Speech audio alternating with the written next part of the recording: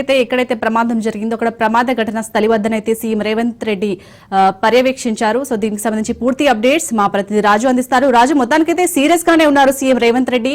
ఎందుకంటే అసలు ఒక సమగ్ర నివేదిక అనేది ఏది లేదు. అక్కడ అధికారులను అడిగినా కానీ వారు కరెక్ట్ ఆన్సర్ కూడా చెప్పట్లేదు. ఇప్పటికీ కూడా 24 గంటలు అవుతుంది ఈ ఇంత పెద్ద మొత్తంలో ఘటన జరిగి, అయినా యాజమాన్యం మాత్రం ఇప్పటి వరకు కూడా మనకు కనిపించలేదు. సో అప్డేట్స్ ఏంటి దీనికి సంబంధించి?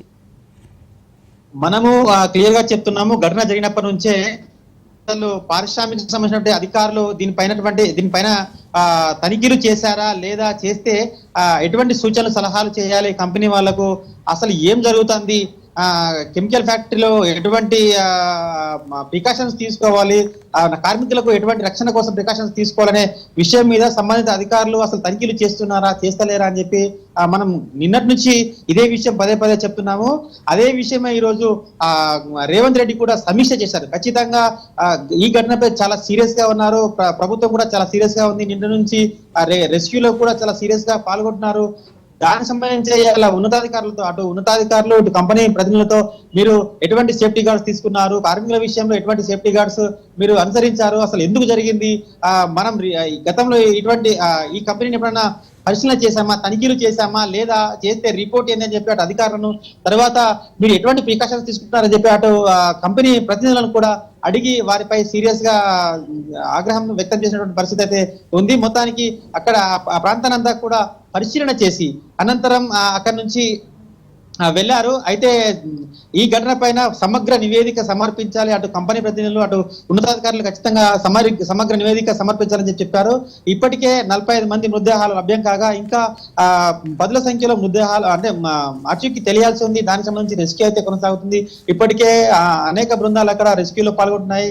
గత రాత్రి నుంచి నిరంతరాయంగా, నిన్న ఉదయం మొదలుకొని ఇప్పటిదాకా నిరంతరాయంగా అటు అది రెస్క్యూ అయితే కొనసాగుతుంది. మరికొద్ది గంటల్లో అయితే ఈరోజు సాయంత్రం వరకు రెస్క్యూ కొనసాగనుంది. అనంతరం దీనికి సంబంధించినటువంటి అటు ఏదైతే గాయాల పాలైనటువంటి కుటుంబీకుల కోసం, తర్వాత చనిపోయిన వాళ్ళ కోసం ఎటువంటి ఎక్స్గ్రేషియా చెల్లిస్తారనే విషయం పైన మరొకసారి ఉన్నతాధికారులతో సమీక్ష చేసి అనంతరము ఎక్స్గ్రేషియా ప్రకటించే అవకాశం కూడా ఉంది. కాబట్టి ఈ ఘటన పైన పూర్తిగా చాలా సీరియస్ గా ఉన్నారు రేవంత్ రెడ్డి. ఇంకా ఇటువంటి కంపెనీలు ఏమున్నాయి, వాటిపైన కూడా సమగ్ర నివేదిక తెప్పించుకునే అవకాశం ఉంది. ఇటు జనావాసాల మధ్యలో ఇటువంటి కంపెనీలు ఉండాలా ఉండొద్దా అని చెప్పి కూడా ఆలోచించే అవకాశం ఉంది. ఇప్పటికే మనం నిన్నటి నుంచి చెప్పినట్టుగా ఈ కంపెనీలన్నీ కూడా దూరం అంటే ఓఆర్ఆర్ పైన బయట వెళ్లాల్సి ఉండే, కానీ ఇప్పుడు త్రిబుల్ ఆర్ వస్తుంది, త్రిబుల్ ఆర్ పైన పెట్టాలి అని చెప్పి ప్రభుత్వం యోచిస్తున్నట్టుగా కూడా కనిపిస్తా ఉంది. దానికి సంబంధించి ఉన్నతాధికారులతో సమీక్ష చేసిన తర్వాత ఒక నిర్ణయం తీసుకునే అవకాశం కూడా కనిపిస్తుంది. మొత్తానికి ఇటువంటి డేంజరస్ కెమికల్ కంపెనీలకు సంబంధించినటువంటి నిర్వహణలో ఉద్యోగస్తులకు, తర్వాత కార్మికులకు ఎటువంటి సేఫ్టీ గార్డ్స్ ఉపయోగించాలి, ఎట్లా మనం రక్షించే విధంగా వాళ్ళకు ఏ విధమైనటువంటి సూచనలు సలహాలు చేయాలి, ఎటువంటి సేఫ్టీ ప్రికాషన్స్ తీసుకోవాలనే విషయం మీద ఖచ్చితంగా నిర్ణయం తీసుకునే అవకాశం అయితే స్పష్టంగా కనిపిస్తుంది. ఈ విషయంపై సీరియస్ గా ఉన్నారు. ఇప్పుడు అక్కడ నుంచి సీఎం రేవంత్ రెడ్డి అటు హాస్పిటల్ ఉన్న క్షతగాత్రులను పరామర్శించేందుకు వెళ్లారు. అక్కడ పరామర్శించిన అనంతరం అక్కడ కూడా ఒక ప్రెస్ మీట్ పెట్టే అవకాశం ఉంది. అధికారులు ఎప్పటికప్పుడు చాలా సీరియస్ గా ఉండాలని చెప్పి అధికారులకు కూడా చెప్పినటువంటి పరిస్థితి. అక్కడే అధికారులు ఉండి ఈ ఘటన అంటే ఇది రెస్క్యూ అంతా పూర్తయ్యేదా కూడా మీరందరూ ఇక్కడే ఉండాలని చెప్పినటువంటి పరిస్థితి. ఖచ్చితంగా ఈ సాయంత్రం కల్లా అది రెస్క్యూ పూర్తి చేసే విధంగా అధికారులకైతే స్పష్టమైనటువంటి ఆదేశాలు ఇచ్చినట్టుగా మనకు తెలుస్తుంది. అలాగే రాజు, ఇటు సిగాచి పరిశ్రమ అనుమతులు అలాగే భద్రతా ప్రమాణాలపై అయితే సీఎం క్వశ్చన్ చేయగా అక్కడ అసలు సరైన ఆన్సర్ కూడా చెప్పట్లేదు, మనం చూసాం. సో ఇది నిర్లక్ష్యం అనుకోవచ్చా అసలు? ఎందుకంటే ఇంత పెద్ద మొత్తంలో ప్రమాదం జరిగింది, అసలు ప్రమాదానికి సంబంధించి డీటెయిల్స్ అలాగే అక్కడ బాయిలర్ల తనిఖీ చేపట్టారని క్వశ్చన్ అడిగితే కూడా వారి దగ్గర సమాధానం ఉండట్లేదు. సో ఏ విధంగా చూడాలి అసలు దీన్ని? మనం డే 1 నుంచి చెప్తున్నాము, మొదటి బులెటిన్ నుంచే చెప్తున్నాము. ఖచ్చితంగా అటు కంపెనీ యాజమాన్యము ప్రికాషన్స్ తీసుకోలే, భద్రతా లోపాలున్నాయి. అదే విధంగా అధికారులు కూడా మామూళ్లకు తలొగ్గి దానికి సంబంధించినటువంటి తనిఖీల్లో సరిగా చేయకపోగా అటు పారిశ్రామిక సంబంధించినటువంటి ఉన్నతాధికారులు, తర్వాత ఈ సేఫ్టీ గార్డ్ సంబంధించినటువంటి ఈ కెమికల్ సంబంధించినటువంటి ఉన్నతాధికారులు ఎవరు కూడా పూర్తి స్థాయిలో తనిఖీలు చేయకపోవడం కారణంగానే ఇటువంటి కంపెనీలు డొల్లలు కనిపిస్తున్నాయి. ఈ డొల్లల కారణంగానే ఎంతో మంది ప్రాణాలు ఈ రోజు గాల్లో కలిసిపోయి అనేక మంది కుటుంబాలు రోడ్డు మీద పడ్డాయి. కాబట్టి ముఖ్యమంత్రి అటు ఉన్నతాధికారులను, తర్వాత కంపెనీ యాజమాన్యాన్ని సీరియస్ గా ప్రశ్నిస్తే ఒక్కరి దగ్గర కూడా సమాధానం లేదు అంటేనే మనకు స్పష్టంగా అర్థమవుతుంది. అటు తనిఖీలు లేవు, ఇటు కంపెనీ యాజమాన్యము ఎటువంటి ప్రికాషన్స్ తీసుకోవాలి, ఖచ్చితంగా భద్రతా లోపాలున్నాయి. మొత్తం కూడా దొలతనమే బయటపడింది. కాబట్టి ఈ రోజు ఒక సుమారు ఇప్పటికే 45 కుటుంబాలు రోడ్డు మీద పడ్డాయి. 35 కుటుంబాలు అటు ఆరోగ్యం అంటే వాళ్ళకు క్షతగాత్రులు హాస్పిటల్లో ఉన్నారు. కాబట్టి ఒక 100 కుటుంబాలకు పైగా ఇక్కడ రోడ్డు మీద పడ్డ పరిస్థితి కనిపిస్తుంది. కొంతమంది అయితే 20 సంవత్సరాల నుంచి ఇందులో పనిచేస్తున్నారు, కొంతమంది అయితే 10 సంవత్సరాల నుంచి పనిచేస్తున్నారు, కొంతమంది నిన్ననే ఈ నెల కిందనే పెళ్లి చేసుకొని వచ్చి ఈ కంపెనీలో చేరినట్టుగా కొంతమంది చెప్తా ఉన్నారు. ఒక కరీంనగర్ కర్ణాటక సంబంధించిన వ్యక్తి అయితే మూడు రోజుల కిందనే మా అబ్బాయి ఇక్కడ జాయిన్ అయ్యాడని చెప్పి వాళ్ళు రోధించిన పరిస్థితి. కాబట్టి మనుషులు ఎవరైనా మనుషులే, ప్రాణాలు ఎవరైనా ప్రాణాలే, అది చిన్నోడైనా పెద్దోడైనా. కాబట్టి ప్రతి ప్రాణానికి కూడా మనము విలువేయాల్సిన అవసరం ఉంది. ఖచ్చితంగా సేఫ్టీ గార్డ్స్ ఎందుకు తీసుకోలేదు, సేఫ్టీ ప్రికాషన్స్ ఎందుకు తీసుకోలేదు అని చెప్పి అటు ఉన్నతాధికారుల పైన ఇటు ఆ కంపెనీ యాజమాన్యం పైన సీరియస్ అయిన పరిస్థితి మనం చూసాము. ఖచ్చితంగా దీని మీద ఉన్నతాధికారులకు తర్వాత ఆ కంపెనీ యాజమాన్యానికి ఖచ్చితంగా షోకాజ్ నోటీసులు ఇస్తూ వారికి మెమోలు కూడా జారీ చేసే అవకాశం కూడా లేకపోలేదు. కాబట్టి ఇటు ఉన్నతాధికారులది అటు కంపెనీ యాజమాన్యానికి ఇద్దరిది దొలతనం బయటపడింది. కాబట్టి ఈ రోజు ఇన్ని ప్రాణాలు గాల్లో కలిసిపోయాయని చెప్పి మనకు స్పష్టంగా అర్థమవుతుంది. దీనిపైనే మనం పదే రాజు నిన్న మొదటి బులెటిన్ నుంచి చెప్తుంది. ఖచ్చితంగా ఇక్కడ ఉన్నతాధికారులు కంపెనీ యాజమాన్యాలు లోపాయికారి ఒప్పందం కారణంగానే ప్రికాషన్స్ లేవనే విషయాన్ని స్పష్టంగా చెప్పింది. అది దాని కారణంగానే ఇప్పుడు సీఎం రేవంత్ రెడ్డి కూడా అదే విషయాన్ని సుస్పష్టం చేశారు. మనం చెప్తున్నట్టుగానే ఈ దొరతనం కారణంగానే ఇన్ని కుటుంబాలు రోడ్డు మీద పడ్డాయి. ఖచ్చితంగా వారి మీద సీరియస్ యాక్షన్ ఉండబోతుందని చెప్పి అయితే మనకు స్పష్టంగా అర్థమైంది. అటు సిఎస్ గాని తర్వాత డీజీపీకి మిగతా ఉన్నతాధికారులందరికీ కూడా స్పష్టమైన ఆదేశాలు జారీ చేశారు. ఎవరిని వదిలిపెట్టేది లేదు. ఖచ్చితంగా వీళ్ళందరి మీద ఎంక్వైరీ చేయాల్సిందే. అటు ఉన్నతాధికారులు తర్వాత ఇటు యాజమాన్యం పైన కూడా ఖచ్చితంగా ఎంక్వైరీ చేయాల్సిందే. ఎంక్వైరీ చేసిన తర్వాత దోషులు ఎవరినైనా ఖచ్చితంగా వదిలిపెట్టేది లేదు. రాజు అలాగే న్యాయించాలని చెప్పే కోణంలోనే అటు రేవంత్ రెడ్డి సీరియస్ గా నిన్నటి నుంచి కూడా ఆలోచిస్తూ ఇప్పుడు కూడా అదే విషయాన్ని సుస్పష్టం చేశాడు. ఖచ్చితంగా చర్యలు అయితే తక్కువ అని చెప్పి మనం భావించవచ్చు. రాజు అలాగే ఇప్పుడు ఈ ఎంక్వైరీ కూడా ఎవరైతే ఇంతకు ముందు తనిఖీలు చేశారో వారితో కాకుండా కొత్త వారితో తనిఖీలు చేయాలని కూడా చెప్పారు. ఎందుకంటే ఇంతకుముందు తనిఖీలు ఎవరైతే చేశారో వాళ్ళు ఇది తప్పిపుచ్చుకునే అవకాశం కూడా ఉంది, ఏదైతే ఇక్కడ ప్రాబ్లం జరిగిందో. సో మరి కొత్త వారితో తనిఖీ చేసే అవకాశం ఉందా ఇప్పటికైనా ఇలాంటి ఫ్యూచర్ లో జరగకుండా? తప్పకుండా అటు ఈ ప్రతిపక్ష పార్టీలు ఇప్పటికే అటు మొత్తుకున్న పరిస్థితి. ఇంత కంపెనీలు 700 డిగ్రీలు 800 డిగ్రీలు బాయిల్ చేసి అటు ఏవైతే కెమికల్ తయారు చేస్తున్నారో ఈ కంపెనీలు చాలా ఉన్నాయి. ఈ ప్రాంతంలో అటు అంబులెన్స్లు కానీ హాస్పిటల్స్ కానీ అదే విధంగా ఫైర్ స్టేషన్లు ఎక్కువగా పెట్టాల్సిన అవసరం ఉంది. ప్రభుత్వం ఇప్పటికే ఒక నిర్ణయం తీసుకొని 2-3 ఫైర్ స్టేషన్లు ఇక్కడ పెట్టాలి.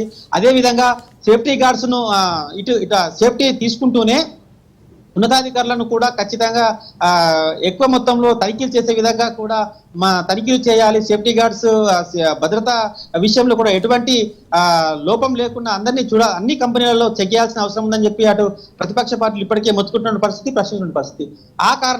ఆ కోణంలోనే ఈ రోజు రేవంత్ రెడ్డి కూడా అదే సుస్పష్టం చేశారు. ఖచ్చితంగా వాళ్ళ నుంచి డిమాండ్ కూడా వస్తుంది. కొత్త అంటే ఇప్పటి వరకు ఉన్న అధికారులు కాకుండా కొత్త అధికారులను నియమించాలి, కమిటీ వేయాలి. కమిటీ వేసి ఆ కమిటీ ద్వారా ఇక్కడ ఎంక్వైరీ చేయాలి, విచారణ చేయాలి. అటు అధికారుల పైన ఇటు యాజమాన్యం పైన ఇంతమంది చావుకు కారణమైనటువంటి ఎవరైనా సరే వాళ్ళని ఇడిచిపెట్టేదిలే అని చెప్పి కొత్త వ్యక్తులతోని అంటే కొత్త ఉన్నతాధికారులను కొత్త అధికారులను నియమించి ఒక కంపెనీ ఏర్పాటు చేసి విచారణ చేయించాలని చెప్పి డిమాండ్ వ్యక్తం చేసినటువంటి పరిస్థితి. కాబట్టి ఖచ్చితంగా ఒక కంపెనీ అయితే వేసేందుకు సిద్ధంగా ఉన్నారు. ఇప్పటికే రెస్క్యూకి సంబంధించి ఒక కంపెనీ అయితే వేశారు.